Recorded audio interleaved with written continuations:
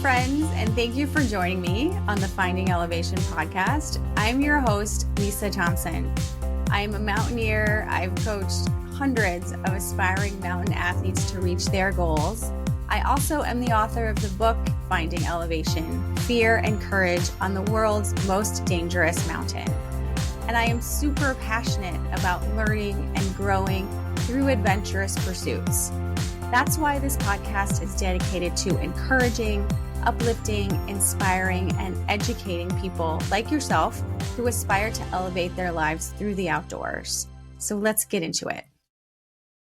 Welcome to the Finding Elevation podcast, everyone. You probably realize that I'm always fascinated by the path that people have taken and the decisions that we make and how those choices lead us to where we are today. I'm always very intrigued by people's pivots in life and how they started thinking that one career or one pursuit was where they should spend their time. And then over time, that evolved into something different. When I met Jess Sargus, I had to know more. Jess is an MMA fighter, an undefeated MMA fighter. She's also the powerhouse behind Legal Athlete, where she's a keynote speaker and a high performance coach for lawyers. She shares her story through a study of neuroscience and sports psychology and a system she has created called the Phoenix Method that helps people burn down their limiting beliefs and live their full potential. And she really has walked that walk herself. And I'm very excited to share this conversation with you where we talk about, of course, the parallels between MMA fighting and mountaineering. And also we share some really important tips and insights about values, overcoming setbacks, and the risk of allowing our athletic pursuits to become our identity, which is something that I have struggled with and seen other athletes struggle with as well. So I know you're going to enjoy this episode. Here we go. Welcome, Jess Sargus, to the Finding Elevation podcast. It's so good to see you today. Thank you. It's so good to be here. Thank you for having me. Yes, I'm so excited to talk to you because we know each other a little bit, and there have always been parts of your life that I'm super curious about, like how did she get into that, or how did she pivot from that to that? So I'm glad we have this time officially to dig into those things. So your career path, and I love this for a lot of reasons, because I find that a lot of people don't have this like traditional career trajectory where they like went to college for a thing and they did that for their whole career and they matriculated through that and kept getting advancement and more responsibility. And my career started out that way and then pivoted hard a few years ago into something that I love and am so passionate about today. So I want to hear more about that trajectory for you because your career path is definitely not traditional. So you're an Ivy League trained attorney, then an undefeated MMA fighter, and now a high performance coach and speaker. So walk us through that. And in particular, I'm curious about like the connections or the points where you made that pivot or you were like, yeah, this isn't the thing for me. I'm going to switch to something else that feels more aligned or whatever the decision was for you. That's a really great question. I will say I started out my career similar to you, doing all the things, the traditional things. You know, I was an overachiever in high school and then went to a serious college and did the same thing there, and then went right into law school, did the same thing there, was expected to get a big job at a law firm, did that. I actually did that for 12 years, starting out my career, this traditional path. And I think that leaving that firm and really before I left, I had started my boxing and mixed martial arts gym as a side business while I was an associate at a law firm that started it. But I think the inflection point was that the longer that I was in that very traditional box, the more and more misaligned it felt with who I really was and who I wanted to help and how I wanted to grow. And it's the growth part of it, I think, that has been the hallmark for me for every pivot that I've made. I've made it because it gave me the opportunity to grow or to challenge myself in a different way and really to be the active agent of my Mhm. own life path rather than a participant or an observer. And Yes. so I think those are the real reasons why I've made the pivot when I decided finally to leave the law firm and went full on into competing full time as an MMA fighter, moved to Las Vegas from Philadelphia, where I had business and where I had been practicing. And I think, that was probably the biggest of the tax in my Yeah. life because it was such a dramatic difference from anything that I had done. But in a way, I think it was my first self-trust fall because it was such a dramatic shift that I really had to ask myself, do I believe that I can do anything? Do I believe that I have the power to experience life on my own terms and to build what I want to build rather than build what a good girl builds or what the traditional path is? And so from that initial leap of faith, it has given me the courage and the momentum to make additional reinventions of where I feel like my growth path is going, where I want to challenge myself, where I'm curious, and where I can really exercise my full agency. I love that. And I feel like we have very parallel lives in that regard. So I'm curious for you, when you were still working at that firm, how did it show up for you, that misalignment? Like, did it show up in your body a certain way? How did you know that there was this, that you weren't on the right path then? It was a lot of ways. I think just overall misery. I think it was, there's a saying that we don't change until the pain or discomfort that we're experiencing of the same is greater than the potential pain or discomfort of change. And I think that my discomfort with the work that I was doing, with the clients that I was representing, and basically the lifestyle of that was expected of working at, pretty prominent firm, pretty conservative firm too, Mm-hmm. just felt more and more out of touch with who I was and what I valued. Not to say the people that I worked with were so lovely. That's the reason why I stayed as long as I did, because I really respected and liked the people that I worked with, but I didn't like what I was doing. I didn't feel like I was contributing my gifts, my full gifts, the way that I could, and benefiting society the way that I really wanted to, or in ways that really mattered to me. And so I think it was, I didn't enjoy going to work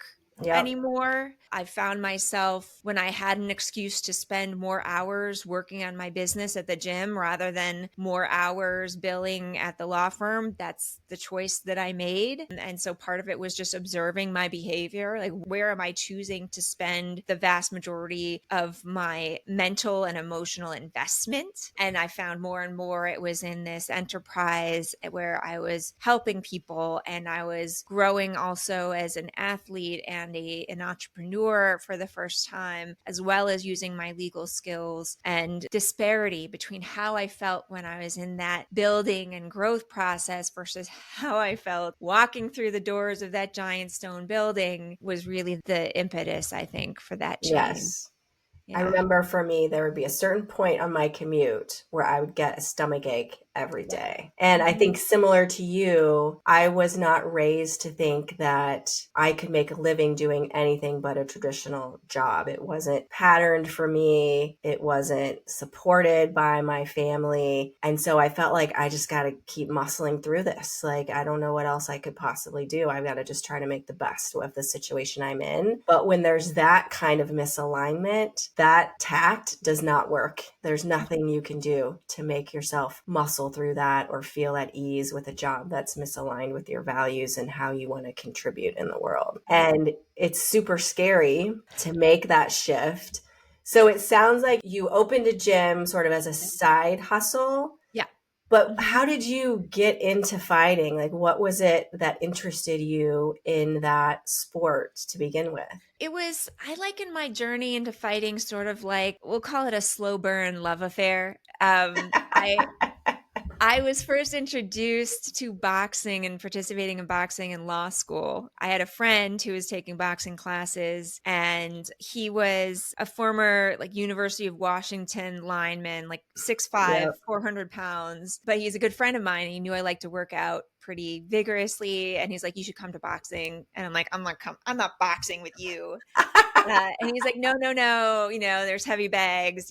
And so I went to the class and, finally learned how to throw a punch with proper technique and discovered that I had abnormal farm girl strength that was totally useless and intimidating for everyone else the entire rest of my life. And when I stepped into that boxing gym, it was the first time that it was a superpower. And it Wow. was something that I really had a use for and a talent using. I learned about the technique and strategy of boxing. When you don't know it just looks like people wailing on each other. And I wasn't interested in that intellectually until I started learning some of the strategy of that sweet science. And I was hooked. And so that was back in 2000. And then I graduated from law school in 2002. I kept training in boxing. But again, because I was on that traditional path and it was a pretty conservative firm, I never competed for a long time because I was afraid that if I showed up with a black eye, I was going to get fired. Probably a fair assessment. Probably fair. But after 10 years and increasing misery and increasing misalignment, I love this. This is the next challenge. I've been holding myself back. I'm going to do it. I'm going to start competing. And I don't care if they don't like it. We'll see what happens. And so I started competing in boxing. And at that time, it was still like the infancy of mixed martial arts. It had just been legalized in some of the last states. It was just legalized in Pennsylvania. And I had become familiar with it mainly through the Ultimate Fighter reality show that the UFC had started doing back in the day. So I was a fan of it while I was just training in boxing. And then I met some people who were actually training in the other disciplines. And I started going to their gym and adding those to my arsenal and discovering that I had a real aptitude for those different skills as well, particularly wrestling. Again, really useful growing up on a horse farm and understanding leverage of something bigger than you. They were competing. And so I decided, all right, I'm going to compete. We're going to do it in mixed martial arts. And that was the start of that. Wow. And did you ever show up to the law firm with a black eye? I did. It was after my second fight. It was a fight I had in Pittsburgh, and one of my eyes was black. And people knew that I was fighting. I think mostly the partners were trying to ignore it. But I will say I went to my regular lunch counter to get lunch one of those days, and the ladies didn't say anything, but they looked at me like, "Oh, honey, you can leave him." Oh. And I'm like, no, I'm a fighter. This is a competition. I did it to myself. No, wait, that sounds wrong. Yeah. But that was the biggest reaction. I will say I did get called on the carpet when I had posted on Twitter my face off like weigh-in picture. And, you're in a swimsuit, and a partner called me to his office and said, you have to take that down. That's inappropriate. I'm like, it's an athletic competition. Oh my gosh. It was one more thing where I'm like, ding, ding, this is not my place. Not where you need to be. Yeah. And so then you moved from the East Coast to Las Vegas. Yep. And that was the point where you stepped away from at least practicing law. For the most part, we sold the gym that we had in Philly, and I bought into a bigger gym that had a lot of UFC fighters in Las Vegas as a minority partner. And so that was where I trained. While I was training, I still you can't do that kind of level of physical activity 8-12 hours a day. So I had some 9 to 5 time, and that's when I had my first experience with a startup. There was a lot of investment in startups in Las Vegas. And so I worked partly as a chief of staff and partly as in-house counsel for a really small startup that was based in Las Vegas and Silicon Valley. And so that was my first kind of pivot out of pure litigation and into working with another business besides my own boxing business. So take us back to that point in your life, because to me, it always feels like you're just stepping on the precipice of something, right? And you can feel like you're moving in the right direction. And what is on the other side of that is where you need to be, but it is also terrifying to take that step and close the door and walk away from something that you've built your life and your income around and your identity in some cases. So how did you navigate that? It was not the most comfortable time of my life. I had this very intense desire to compete on a bigger stage, and I did that, and to train with the best and test myself in that way. But, I gave up a huge salary disparity there. I still had law school loans and those obligations, and things were real tight. They were touch and go a lot. And I think more than anything, having that vision of what I wanted to accomplish that helped me get through the present circumstances and really finding nonetheless the joy and the accomplishments in what I was actually doing each day. That got me through some really tight spots too, because I knew that maybe by traditional measurements that it had been a huge step back, but by measurements of my own courage and self-belief and understanding that I can take a chance and keep working through even without immediate results was one of the best lessons, the best gifts that I could give myself. Even when there were moments that I would go to the grocery store and be like holding my breath and hoping that the chicken that I bought would clear and I could go back to self-respect intact.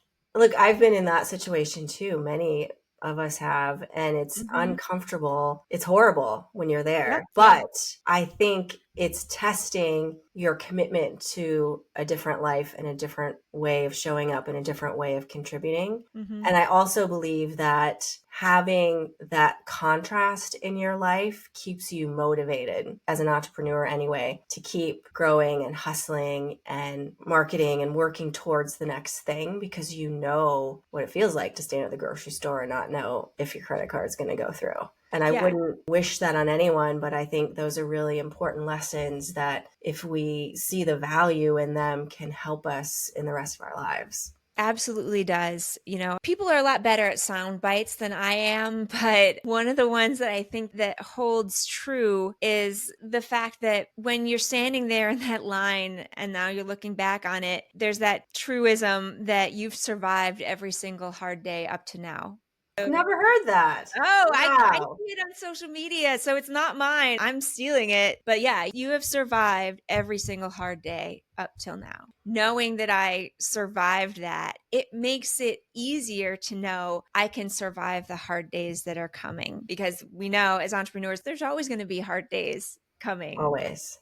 But you said you had the self-belief to know that you were on the right path. Where do you think you got that from? That's a really fascinating question. I don't know that I have a simple answer. I think part of it really is going back to that leap of faith where I'd gone through hard things in the past, really hard things, life and death things that had taught me that I can survive no matter what. And also, when you go through something like that, it really teaches you what's important in life. Yes. And what is details. What I'm referring to, I don't want to be mysterious about it. When I was 13, my mom had a really serious accident. A horse kicked her in the head and she almost died. And she had massive brain injury and it was a really long recovery process. And it was the worst thing that had ever happened to me or my family. But, I'm so happy to say that she was able to recover. It was a lot of work. It was a lot of years. It was a lot of brain retraining, which is one of the reasons why I'm so fascinated with the brain and its ability to take on new tasks and to relearn or learn new things at any point in your life. Is watching my mother and her courage and her heroism and her self-belief that she could recover. And so I got very grateful that she was still in my life. Parts of her brain that were damaged were parts that were emotional regulation and things like that. And so she was very happy to be alive too. And so she would dress in a very flamboyant way, glitter everywhere and mini skirts and bright pink stockings. And I was a young teenager at the time. And I think a lot of teenagers, they're trying to distance themselves from their parents during that period anyway. And I was so grateful that she was still in my life and that she had such joy despite what she was trying to rebuild, that I was the proudest teenager walking arm in arm with her through the mall when people were rubbernecking because she was a spectacle, but she was a spectacle of light. Yes. And so understanding that, I think, is another thing that really helped me. The secret of life is not to sweat the small stuff. And the other secret is that it's all small stuff. Exactly right. So I think that helped me with that self-belief, is knowing that it felt like I was learning and growing. And regardless of the monetary results, regardless of accolade results, that was something that I had set out to do and I was doing. You were very astute as a teenage girl to piece all those things together. It was rough. It was rough.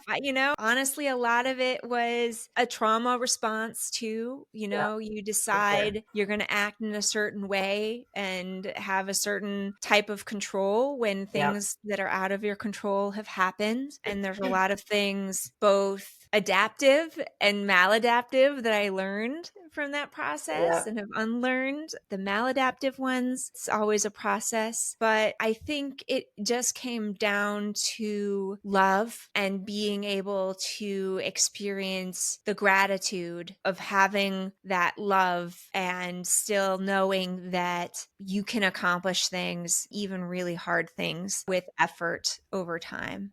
And were your parents supportive of you as you made these transitions in your life? Yes. I Awesome. mean, they worry. Of course. Like any parent. But my mom, even before her accident, was always a free spirit. She was a hippie and an artist and a rabble rouser constantly. And so she didn't want to sit anyone's box. And was one of the loudest voices, always telling me that I could do whatever I wanted to do. And my dad, again, he's way more practical, but he is so steady. And he's a clinical psychologist.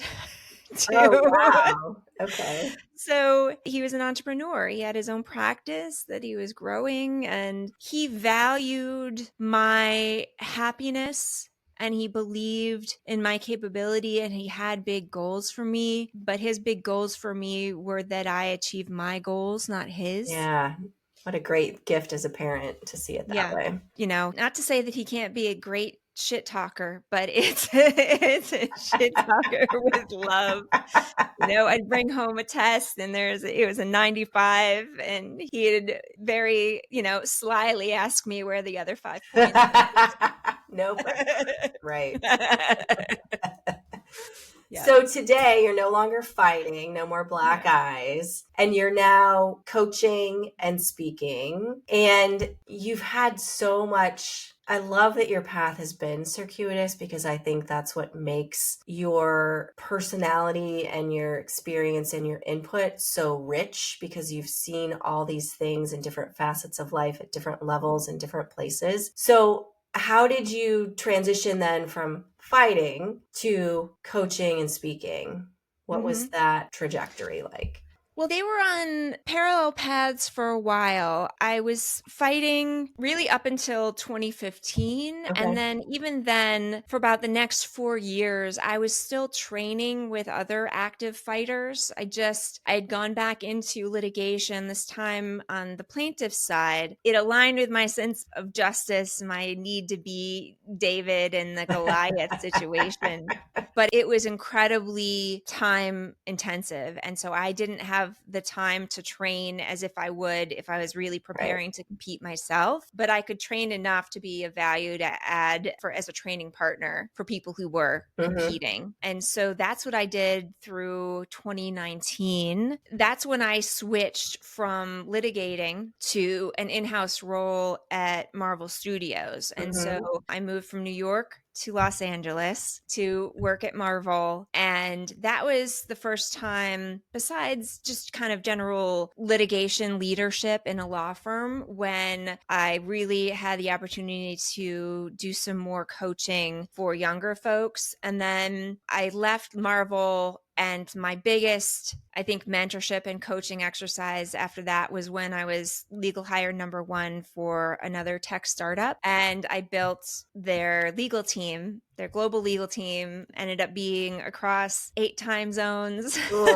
and 13 lawyers and paralegals. And I really got to hone in on my philosophy of leadership that allowed high achievers the autonomy and the growth where they could really not only contribute the best for themselves, but go above and beyond to grow a company. And I found that that was probably one of the most satisfying parts of my legal practice at that time. I still, I'm not going to lie, I really enjoyed negotiations. I love getting deals done. I really did. I loved being involved in business strategy with the other execs and figuring out how to navigate that together. But the things that I've always found the most satisfying in my life have been coaching, whether it was coaching folks when I had my gym, coaching both non-competitors, our normals, how to fight like a pro, and also coaching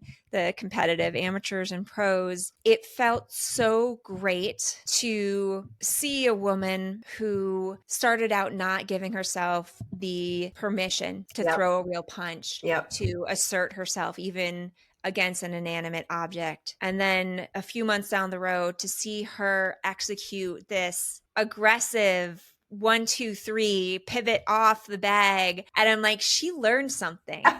She learned something about assertion, about unapologetic presentation of herself and going after what she wants. And I saw this ripple effect because the women who learned that, they started speaking up at work. They started asking for and getting promotions. And that, I felt like, was the best thing that I could be doing with my life, is having that ripple effect on others. And so those were the parts that I really enjoyed working in-house as a lawyer. And then my final role in practice, I was chief legal officer for a plaintiff's law firm here in Austin. And again, I just realized that the parts of my role that I not only enjoyed the most, but were smarter people than me call the zone of genius, where the more you can lean into your zone of genius, we talked about that, the more you are able to achieve, the more you're able to do what is aligned with your core principles and your mission. And so that's when I made the decision just about 6 months ago, almost 6 months ago, to pivot into doing it full time. Amazing. I think that is one place where there's crossover between mountaineering and fighting, because I have Mhm. seen that same transformation in athletes that I have coached that maybe attempted to climb a peak and it didn't go well. They knew that they were capable of more and they needed a professional to help them achieve that. And then watching them work hard, make progress, and then accomplish the goal, and then seeing that, as you said, ripple into other parts of their life where they're more confident or they are stretching for something that they've thought previously was out of reach, is really, to me, that is much more fulfilling than even summoning a peak myself, because you're Mhm. getting to share what you've learned with other people and seeing how it affects their lives in positive ways. And that's sort of the coolest thing ever to me. It is. It's beautiful. Yes. And so you work today with predominantly attorneys, right? You help them Mhm. get ready for big cases that they have to litigate. So Mhm. you've always been in these high pressure, highly intense environments your whole life. Why is that, do you think? Trauma response? No. I think it's just I like challenge. I tend to lean into it. I have this paradoxical approach that I will run faster uphill than downhill because I've got that challenge and that goal ahead of me. And I always say people who get into competitive fighting, there is something a little wrong with them. And, it's not always the same thing. Some Okay. people are working through some demons, whether for me, it was this overwhelming need to challenge myself and to Mm-hmm. compete, not necessarily against other people, though that's the result, but really compete against myself and what I thought my limits might be. And so I think that's why I keep finding these high pressure situations, not always, I like peace as much as the next person. But I think because it gives me an opportunity to use what I've learned and excel at, which Mm-hmm. is executing under pressure, under stress, under traumatic incidents, that it feels like that's an important skill for me to use and to teach others to use. And then I think the end result is we all become a little more resilient Hmm. result. What do Yeah. you see as you've coached other fighters, as coach people now with your current role? What are some barriers that people have to performing at a higher level or to believing that they're capable of something bigger? One of the biggest barriers is their mindset. And what I mean, that can be a lot of things. What I mean in particular is whether they have a fixed or a growth Mm-hmm. mindset. It's a really critical part of the positive psychology that I've studied, that Carol Dweck, psychologist, has focused on and really formulated the idea of this growth Yeah. mindset, which is the belief that you can learn and change and become better through effort. That Mm-hmm. it is possible to improve, that by doing that, by putting in the effort, that you can indeed grow and change your circumstances. Whereas a fixed mindset tends to believe that they have a certain ceiling and they can never get beyond that ceiling, Yep.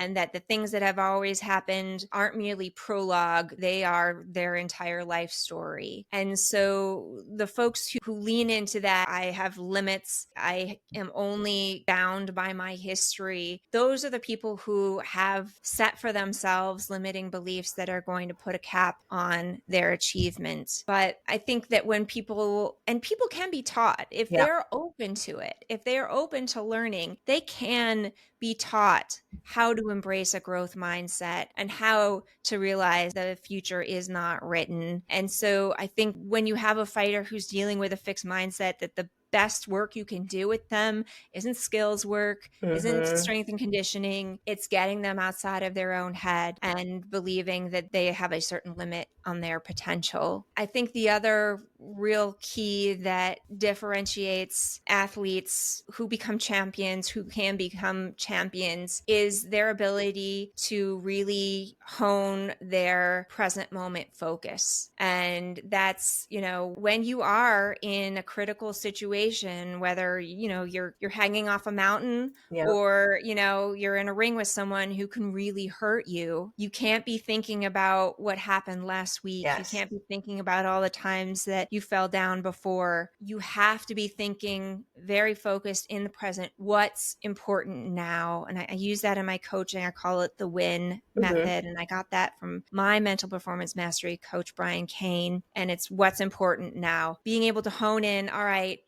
this happened.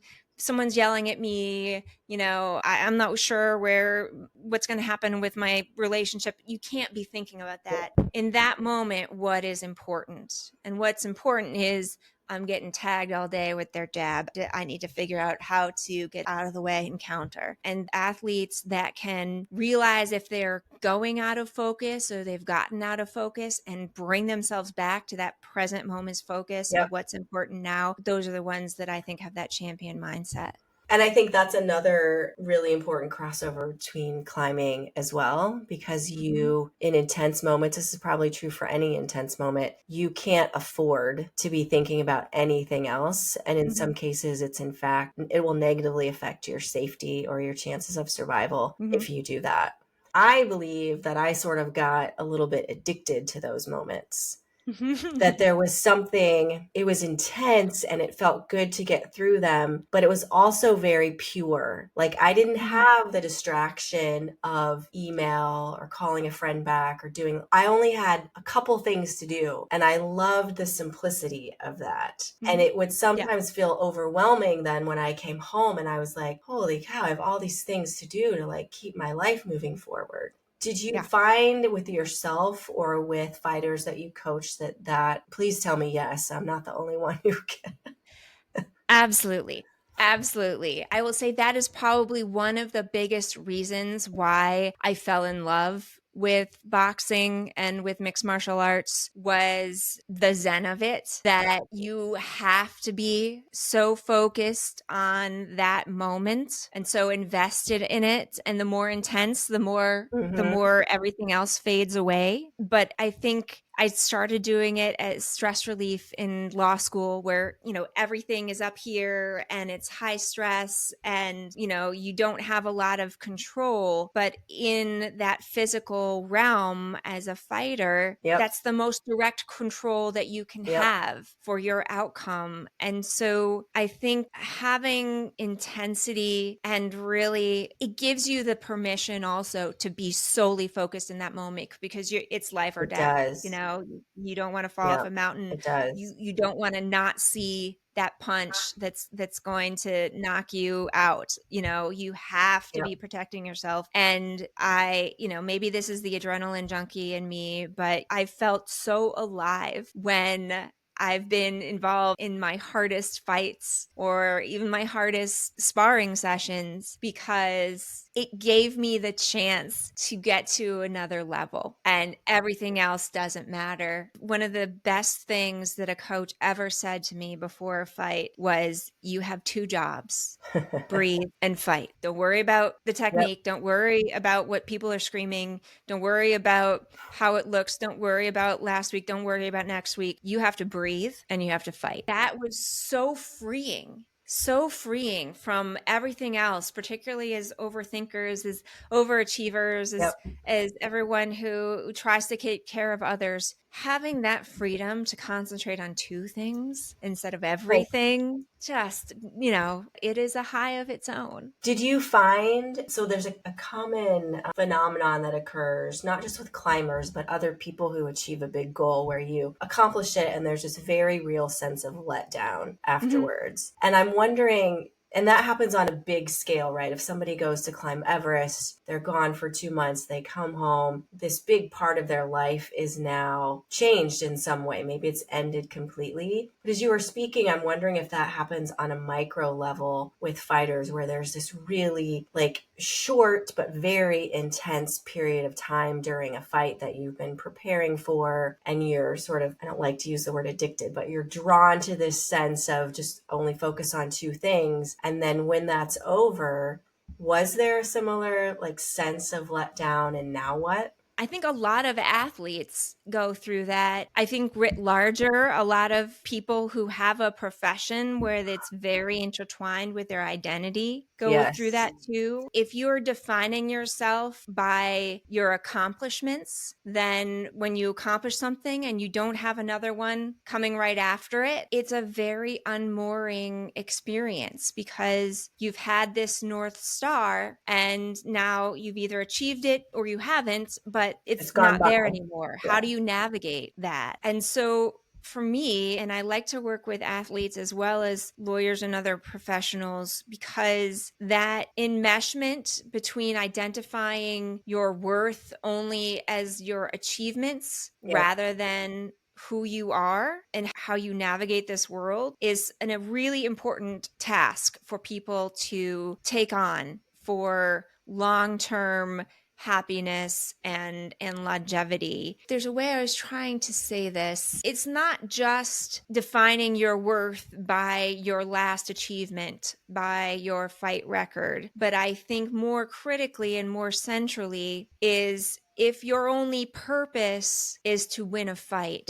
and you don't have a larger purpose, a deeper purpose for your life, then it's easy to go adrift when you've accomplished that, or it's not the purpose that you have. If you have to retire from fighting, you have to retire from your profession. And so the more that we can define, I think, our purpose in other ways that are reflective of our core values, I think that allows you to span the gap between one specific goal or achievement and the next. There was a speaker who had said, he gave really great advice. It's wonderful life advice. But the third thing he said was that the top of one mountain is the bottom of the next. And so I think that having a mission and core values that really go to the essence of who you are allows you to span the top of that mountain to the bottom of the next one that you're identifying. And I think this is a really important point, because I've been guilty of this, letting your identity become something like mountaineering. And then when that changes or it's taken away from you, as you said, it's very unmooring. You feel adrift and without the sort of, it's more than an emotional compass. It's like you don't have a purpose anymore. And so I think it's a really good practice. And as you're speaking, I'm thinking that as a coach of mountaineers, I should probably work more with people on this, to not identify yourself totally as a mountaineer, but as you're preparing for a big goal, to also be thinking about what else is important to you, what else gives you meaning and fulfillment in your life. And when you come back from Everest, what can you then draw upon or lean into to still feel like you're moving in the right direction in your life and focusing on the right things? I think that's profound. Yeah, because it's painful when that one thing goes away, regardless of what that one thing is.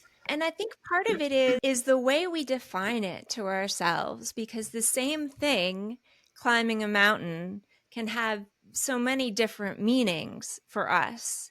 And the more narrowly we define it is, I have an athletic endeavor to summit this peak. But when you step back and realize that there are other things that you're trying to accomplish, one of my values is integrity. And there's a lot of different aspects of that. But the way that I remind myself of this is that I keep my promises to myself. Yes. And I think framing your goals as one of the ways that I am keeping my promise to myself is I'm doing whatever is necessary to reach that summit. And so when you reach the summit, you have acted in compliance, in alignment with that value. And even though that particular goal, that point along the continuum of your integrity, of your value, has been reached, there are so many other ways that you can Yes. continue to keep your promises to yourself. Yes. It's interesting, this notion of values. This is like the fifth time I think it's came up for me in conversations recently. And I was talking to someone else about who was getting ready to climb Everest, actually. We were talking about thinking about how you want to show up to climb that mountain and defining or knowing what your values are. And then in the moment when something gets difficult, maybe you're thinking, this isn't for me, I should turn around, I've hit a wall. You go back to those values and let that be the determinant of the action you take. So that it eliminates this guesswork, right? You know who you are and what's important to you and how you want to show up in the world. And that is what you measure every decision against. And it's and I'm not saying I'm nailing this, but I think it's something, especially because it keeps popping up in my life, it's probably something I should put more thought into. But to me, the notion, it just means like, I don't have to guess anymore. Should I do this or that? Should I take this job or that job? Should I, be in this relationship or that relationship? Because you know who you are, and that's how you base decisions in your life. I think that's a really helpful way to look at it. It's sort of like giving yourself a frame. This is what matters to me. Is this potential inside this frame or is it out of frame? And it's also the way that I think about boundaries. Is a boundary isn't about what I'm keeping out, it's what I'm making space for that's most important to me. And so saying no or just not pursuing things outside of what's most important to me becomes so much easier when you realize it's not about saying no, it's about saying yes to the life that you actually want. Yes. And so I love that it's a framework. Another way that I think that pops up is that when you set yourself habits, and that's another really big part of my coaching. Let's talk about that a little bit, your habits. When you set habits, you are removing a lot of mental noise because the things that you've decided are going to move you forward become automatic. And so you have less decision fatigue about things that matter less. You've already set your goals, you've set your habits, you've got a path, you're on it. And so you can free up your decision making, which takes a ton of literal energy. Yes, like doesn't our brain consume more energy than any other organ in our body? Yeah, our brain, I think, I'm going to get this wrong, but I think our brain uses the vast majority of our body's energy. I think it's something like 35% of all of our energy is from our brain itself. I will look it up, but it's a massive amount of literal energy that your brain uses. And when you can conserve that energy for the tasks that take more analysis versus the ones that you've already decided these are part of being on the path, it definitely reserves your energy for what matters most. Yes, I love that. I'm curious how you define failure. Oh, for me, failure, I guess technically is not achieving the outcome that you had planned, but I think the only real failure is stopping. That if you don't stop, that's not a fail, that's a not yet. And so I value failure. I think Thomas Edison once said that in the course of coming up with one of his inventions, he found 5,000 ways it didn't work. Right. All he needed to find was the one way that it did. Right. Those were failures. He hadn't accomplished what he wanted, but they were just learning experiences that helped him get closer to what was going to work. Yep. And so I don't think of failure as a boogeyman. I think of failure as a friend because it helps me get closer to what does work, or it teaches me something about my capacity to endure through what is hard or to have delayed gratification if I'm working towards something that I really want that's really important to me. Yeah, I see it similarly. I think the failure is in not learning from those attempts that didn't turn out the way you thought they should. And I think our job is to pay attention to those things and to be incorporating them into our decision making so that we end up moving in the best direction that we can. I have a hard time when people say, especially in climbing, like, oh, I didn't summit, so I failed. And I think that is, absolutely not the case, because you obviously learned a lot along the way about what you're capable of, about what's important to you, about the way you want to climb. And those are things that you take into the next experience with you. I would say the same thing for relationships, right? We often think when something ends, like, oh, I just wasted 8 years of my life. And that's obviously not true. You're a different person. You've changed and grown. That will be reflected in the next relationship that you're in, whatever that looks like. I think it's a really important, and this goes back, I think, to fixed versus growth mindset, that people who see failure as an absolute, like, black or white, I did it or I didn't do it, I would guess have a much more fixed mindset, as opposed to people who see it as just another step along the path that they're on.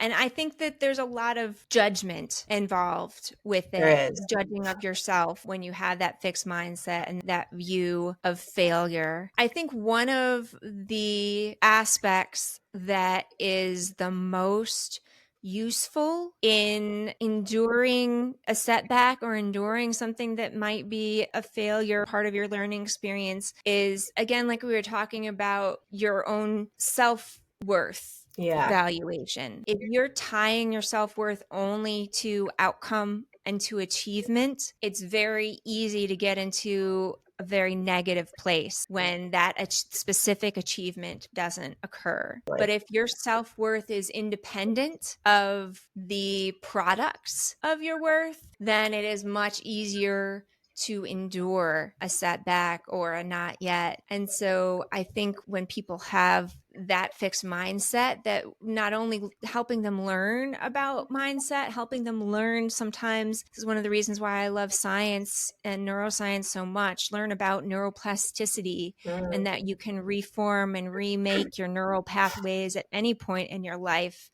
I think showing them from a scientific background that change is not only possible, but really helping them redefine their self-worth is one of the biggest leaps forward that they can make. I think that is such a powerful thing to do for all of us, to be really confident about who we are and to make sure that that definition comes from within and is not based on some external source or validation or belief in who we are and what matters.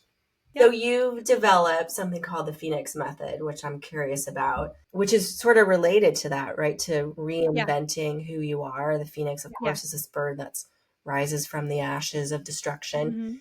So walk us through that method and how you've seen it help people that you've coached. I really love the Phoenix metaphor, which is why I adopted it to describe this method, because people immediately understand, if they know the myth of the Phoenix, they understand that it's this mythical bird who would from time to time be in flames and reduce to ashes, but then a new Phoenix would rise from the ashes, alive and vibrant and continuing to be magical. And I like using that metaphor because so many people, when they're in a life crisis or a life change and they know that there's change coming and that there's a reinvention coming, there's a lot of fear and anxiety and self-judgment also about losing even something that is not making them happy, that may be making them miserable. The fear of losing the familiar is a really powerful limit. And so the first step for me for the Phoenix method is seizing the agency of choosing to burn down those limits, choosing to really be curious and self-inquiry about what are the things that I think about my life, that I think about are my limits, and then continuing that inquiry. This is a technique that I learned from Dr. Tara Swart, who is a neuroscientist and also works in leadership coaching. But basically, the method is, all right, now that I've identified the things that I think are my limits, how are these limits helping my life, or how are they harming my life? And then another layer is, are these limits real? What evidence do I have that these limits are real? What evidence do I have that they might not be real? And so really getting curious without judgment. And I mean, that's a Ted Lasso line that I really love. but it's his coaching strategy too, is get curious, not judgmental, and dig in and figure out, where is this coming from? And then once you identify something that you recognize is holding you back and doesn't necessarily have evidence that it's true, in fact, there may be evidence to the contrary, then you choose to burn it down. You choose to leave it in ashes, because that frees you for the next part of it, which what we were talking about is, so what is your truth? What is the truth about what you value? What is the truth about what you think your biggest mission is here? What would be written on your headstone? Yep. And what are your specific visions or goals that you want to achieve? You know, what do you want to do in the next year? What do you want to do in the next 5 years? And that helps you, along with aligning with your core principles and your mission, which is, I have strategies and techniques to help people hone in on those. That gives you the direction of where you want to rise. The other aspect, after we've been working on this self-truth, and it can be in parallel, is self-care, because I think we internalize in ways that we don't even imagine sometimes how we treat ourselves.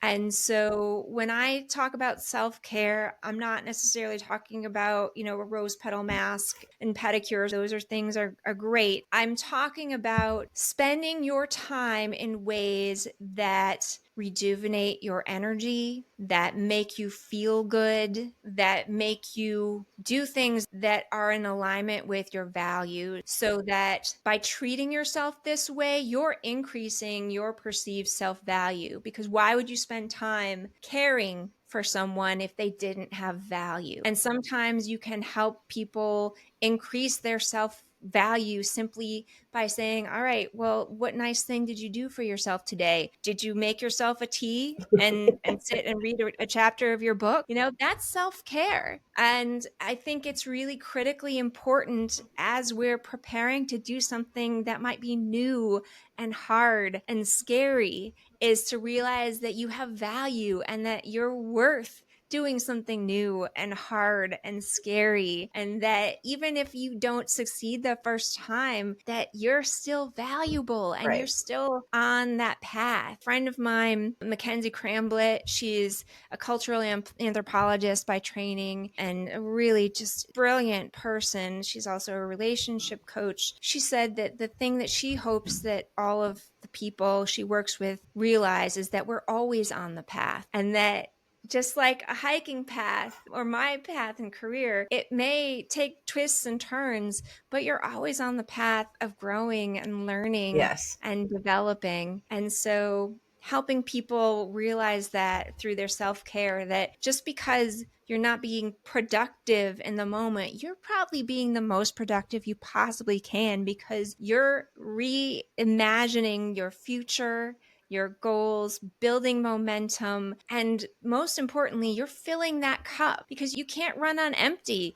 You can't run up a mountain without feeding yourself food and water and having good boots. You have to make sure that you're giving yourself the energy stores to accomplish what it is that you really want to accomplish. And so through that process of self-truth and self-care, that's how we define and figure out what's aligned with that self-truth and where do I want to go from here, whether it's a career reinvention, just a realignment. That's the last part of the Phoenix method. They're rising into the Phoenix that they want to be.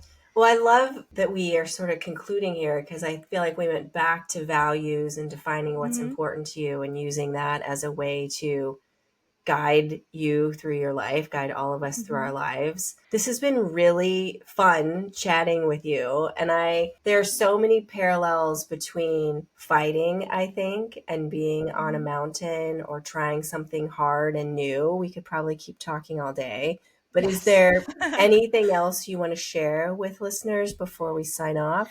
One of the reasons why I believe so much in daily habits is because your life is the accumulation of today's. And I think it's very easy to get discouraged or intimidated by thinking about your life mission and your goals as these big somedays, Yeah. that it's going to take a long, long time before you see anything, before you're really the person you want to be. But what I'd like to leave people with is that they can make the choice to be the best version of themselves each day, that each day is a new day. You can do the things that you know keep you on the straighter path towards where you want to go and who you want to be, or you can make mistakes and you can make other choices. But guess what? Next day is a fresh day, and it's a new opportunity to be the best version of yourself that day. And each of those days strung together is the accumulation that becomes your life. That's beautiful. Thank you so much for sharing that and your story and all that you've learned. We'll link your websites if anyone listening. Tell us sort of the ideal client that you like to work with in your coaching business in case anyone is out there that you can help.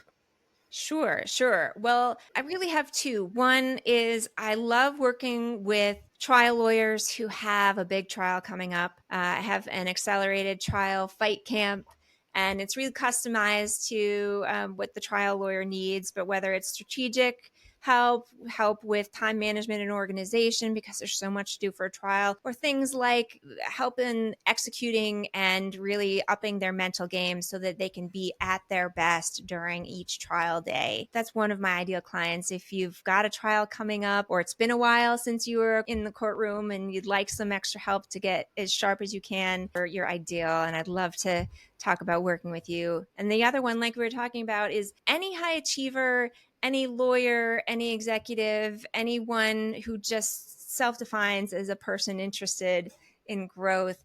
I love helping with career reinventions and life reinventions, and using my Phoenix method to help people to really let go of their limits and rise into the future that they see for themselves. So those are my two ideal clients. Well, thank you for sharing that with us and for doing what you do. It's been a pleasure chatting with you, Jess. Thank you. It's so fun talking with you every time.